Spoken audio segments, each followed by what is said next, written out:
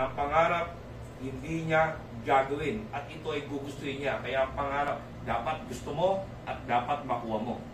Ngayon, Nick, ipakilala mo naman ang susunod natin, isang magandang dalaga dyan, Nick. Yes, syempre, may nakikilala ko sa inyo ang isa pang napakagandang guest na aming model ng DMP. Walang iba kundi si Nika.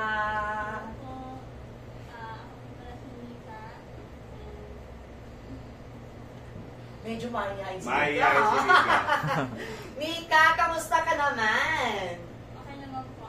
Busy po always. Nika, saan ka umuwi, Nika?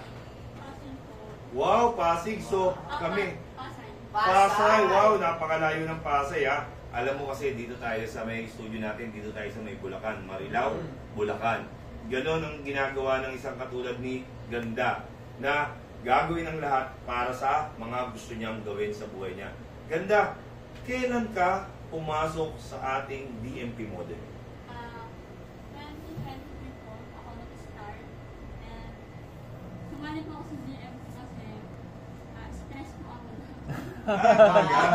So, ibig sabihin, yung pagiging stress mo, malaki ang naitulong sa'yo ng DMP model? Yes po.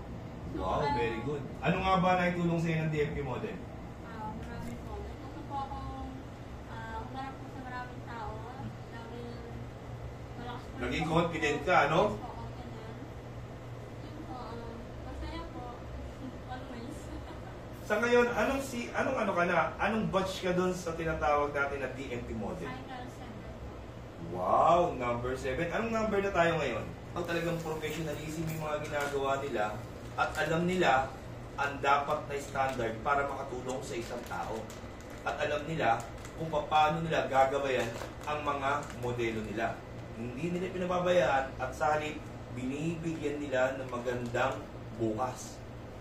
Ngayon naman sa iyo, Nika, ano ang mga naibigay sa iyo na mga pagbabago mula sa DMP model, mula sa pagsali mo sa kanila?